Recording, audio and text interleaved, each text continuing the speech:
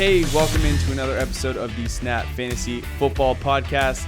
I'm your host, Mack, and I'm joined here today with my co-host, Lando, longtime, duo, partner in crime, however you want to put that. We are talking about, I think, a very important topic today in running backs that could potentially win you your league if the right things happen. And that might not be the case for all of these running backs, but certainly a few. Lando, with this season upcoming, with so much uncertainty, with the risk of opting out, with an added layer of risk with illness and COVID-19, this topic sort of is based on that added risk. You want to talk about that just for a brief moment? Totally, Mac. A lot of draft strategies this year really come down to getting those bell cow running backs early. And we've been lucky in the past couple of years. Guys like Christian McCaffrey, Derrick Henry, Aaron Jones, staying healthy all year round, producing for your fantasy teams, but that's not always the case. So, two things we're going to talk about today. In my opinion, all these running backs have independent value. They are not, having them produce for your fantasy team isn't necessarily going to have an injury happen or illness happen ahead of you, in my opinion. Now, I think all these guys are great, and I think they have a really good chance of either earning the bell cow role themselves or at least producing for that running back 3 flex spot for your team, that you'd rather start a running back instead of a wide receiver. It's so much more valuable on your team to have a running back getting carries than a wide receiver getting targets. Yeah, I totally agree, and that really kind of goes right into my first player that I'm going to talk about, and that's Kareem Hunt, running back / I guess you could say wide receiver for the Cleveland Browns. Now, Kareem Hunt right now is ADP as of right now. He's running back 30 off the board at the 703, so third pick of the 7th round. A couple things to note. Kareem Hunt last year scored 71.9 fantasy points as a wide receiver, so catching the ball, and 21 points as a rusher. He came in off his suspension and returned in week 10. And while Nick Chubb is no doubt primed for a heavy workload, potentially another 300 carry season, Kareem Hunt has standalone value. He is by no means a handcuff. Could be if something happens to Nick Chubb, man, sky's the limit for Kareem Hunt, but he has standalone value. And that's kind of what Landon was getting at. Regardless of Nick Chubb, Kareem Hunt will have value. Through weeks 10 through 17, Kareem Hunt was ranked 6th in targets with 43, 4th in receptions with 37, 3rd in yards after completion with 283, and 2nd in receiving yards after contact with 132. He was also ranked 3rd in fantasy points per touch at 1.27 points per touch, behind only James White and Austin Eckler. All that being said, Kareem Hunt on pace to be running back 20 with 166.8 fantasy points. If this Cleveland Browns offense continues to ascend like everybody thinks that it will, Kareem Hunt will be a viable every week plug and play option in your flex spot without a doubt, and it only costs you 7th round value. Mac, I love that play. I think Kareem Hunt is an absolute amazing talent in the NFL. And I love it. He catches the football, he can run through the tackles, and I think we might have been just a year late on the Cleveland Browns being that breakout team, that this could really be the year. As long as they can protect Baker Mayfield a little bit better, he'll get those targets fast. He's super accurate. I think it's a wheels up for Kareem Hunt. That is a very Landon-esque statement. Just a year off. We're always just 1 year off.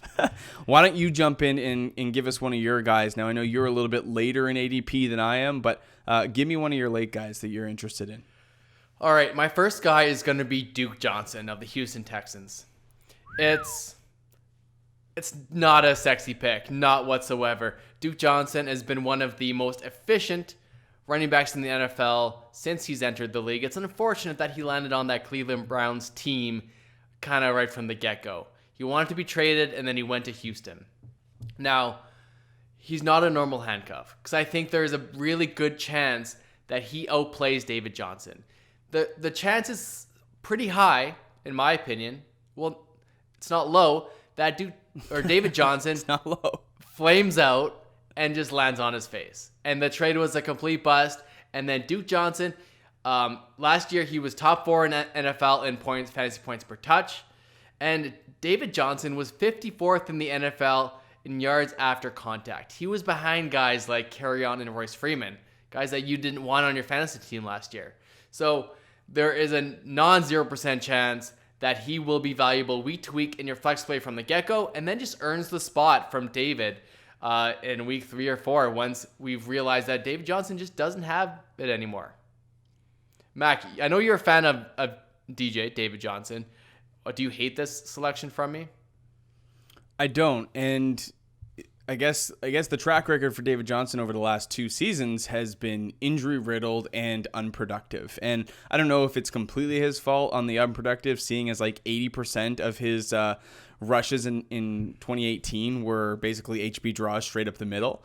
So just really bad play calling by Byron Leftwich, but there has been some productive issues with him. So I don't dislike the pick. I do think, kind of like Kareem Hunt, Duke Johnson has his standalone role. So I do like the pick. And 11-11 is the like back of the 11th round is Duke Johnson's ADP right now. So running back 49 certainly has more upside in PPR leagues. And the offense is great, and that's, I guess, the simulators between all of our guys is it's a really good high-powered offense. They're going to run a lot of plays. So there's potential touchdown upside. Speaking of high-powered offense, I'm going to bring up a guy named J.K. Dobbins. Now, this is the only rookie that will feature in this segment, and we've talked about J.K. Dobbins at length in this offseason. And if you missed that video, or this is the first time you've run into us, go ahead, click this little card right above, and you can see all of our thoughts on J.K. Dobbins. We did a plethora of rookie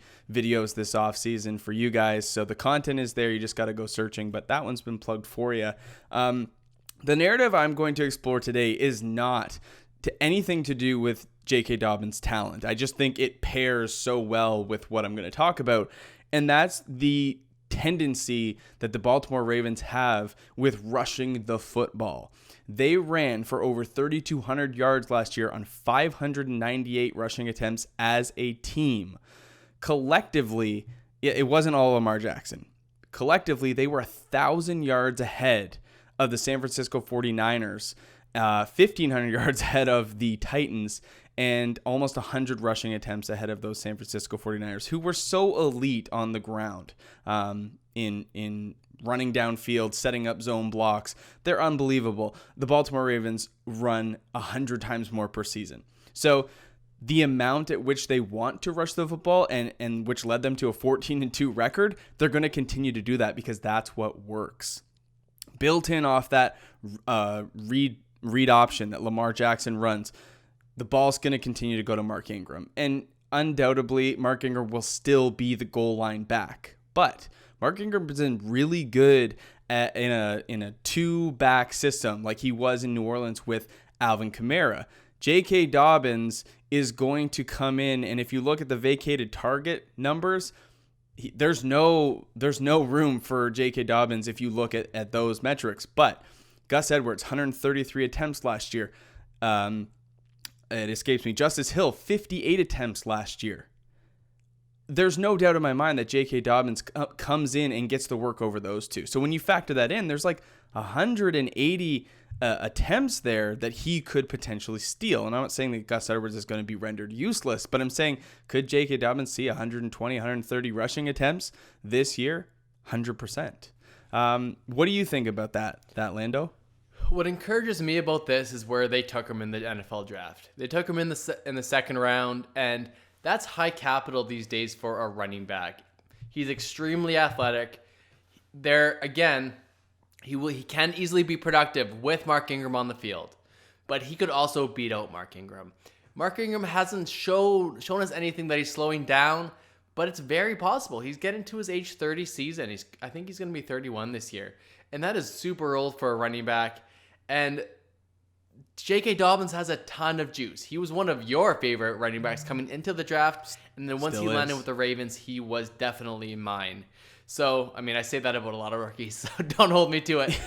But it's a great choice, Mac. It's high-powered offense. It meets every category that I want, and a later round running back.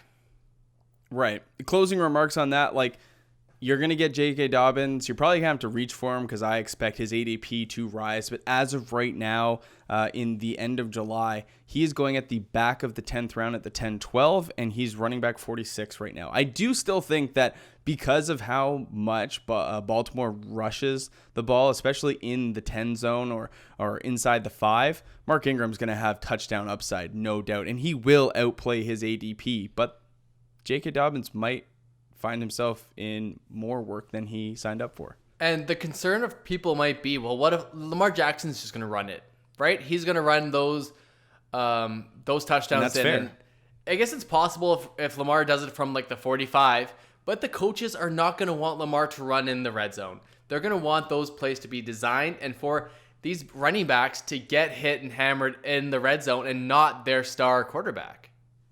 Mm-hmm. Talk to me about your last guy here, Chase Edmonds, someone that you and I both really like. He certainly passes the eye test. Talk to us about Chase Edmonds. Going in the 12th round, running back 50. This guy is an absolute steal. I really believe in his talent. And one thing, the cornerstone of this argument is that the Cardinals, again, are going to run so many plays that Kenyon Drake will not be on the field for the 70%. I think it's going to be more of a 60-40 from the get-go, and Chase Edmonds can independently be valuable on your fantasy team. We've seen it in Sparks. He has popped off the field. I think he has the stature, stability, the power to be a 3-down running back. And this comes along with it that I don't really believe in Kenyon Drake. I am not taking him in the first 3 rounds of any fantasy drafts, but most of your league mates will in your fantasy drafts. So I'm passing on him, but I'm definitely trying to get Chase Edmonds. Again, I'm not taking both. I'm just taking the one that I believe has the most upside, and that's Chase Edmonds. Mac, do you have any stats on Chase Edmonds on why you really like him? Yeah, I mean, I'm not the biggest Kenyon Drake fan either, so I'm not saying that Kenyon Drake is going to be rendered useless. You think that Chase Edmonds might come in and steal a job? I don't. I think unless something happens to him, opt-out, illness, injury, Kenyon Drake's going to be on the field because they paid him $8.5 million to do so, and I think when a team ponies up that kind of money, that they're going to use him. It's only for a year. He's an unrestricted free agent. Who knows what happens if Chase Edmonds in the future, whatever. But one game last year he started after David Johnson got injured. Week 7 against the Giants. He had 27 attempts, 127 yards, 3 touchdowns, and then 2 receptions for 24 through the air. So absolute monster game. Unfortunately got injured in week 8, and Kenyon Drake got shipped over from Miami. But Chase Edmonds, like I said, passes the eye test for me. I love how he runs. He's physical. He gets downhill really quick. And the other thing to note, which kind of goes against this narrative, but Cliff Kingsbury has featured his primary back. 74% of these snaps have gone, or the running back's been on the field. The running back won. So he's come out and said that he wants to use a more committee approach. The data doesn't suggest that that's true. But if something happens to Kenyon Drake, amazing. Chase Edmonds is a 3-down back. If what Cliff Kingsbury is saying is in fact true, he wants to use a committee approach, then even better for Chase Edmonds investors. So again, in the 12th round, you're not spending that much capital, right? There's no huge risk. So I think it's a wonderful place to put some draft capital and take a guy that is a 3-down back and might be come 2021. And we would be remiss to not talk about 2 backup running backs that everybody and their grandma knows about. It's no secret. They're some of the best 2 handcuffs in the league, but they're also getting drafted like that. That's Alexander Mattison and Tony Pollard. Correct. We like them. We like their talent. I get it. They're the guys ahead of them are bell cow running backs, and they're some of the best 2 running backs in the league. So the value on these guys are great if that injury or illness happens. However, Correct. it really is predicated on that. They don't have much standalone value, or if they do, it's going to be nearly impossible to predict when you can start them on your regular running back or flex play. You're not going to want to start them unless Zeke or Dalvin Cook goes down. Right, and the Alexander Mattison thing this year so far with Dalvin Cook threatening his holdout, it was like, okay, I'm gonna take Alexander Mattison in the 8th, 9th round because I've taken Dalvin Cook early and I have to handcuff him because without Madison, I basically wasted my pick on Cook, or I'm going to steal him from the Cook owner and I'm going to use that as as trade bait to get more in return for Madison. That's basically all gone out the window with this new CBA that basically says $50,000 per day fine for any players who threaten to hold out past the start of the season. So to put that in perspective, Dalvin Cook is only being paid $1.33 million this year. He would essentially be exhausted all of his contractual money by the end of September with those fines in place. So there's not much leverage for Dalvin Cook. So that kind of speaks to he's going to have to be on the field and play this one out and get paid next year. And that's why I'll take Madison or Pollard late in drafts, even if I don't have Zeke or Cook. Like, I don't mind doing that. But the feeling that I have to take those two guys if I have them as an insurance policy, to me, it limits the upside. Yeah, I think this year, like we spoke on the podcast. If you haven't listened, check out the podcast. Apple Podcasts, Spotify, Google, iHeartRadio, wherever you get your podcasts, you can find us. Snap Fantasy Football Podcast. That's a lot of podcasts. But this year, unlike any other, handcuffs are, in my opinion, very, very important. In years past, we haven't drafted them. We've picked them up off the waiver wire weeks 3, 4, 5 if they're available. But this year, I buy into the handcuff.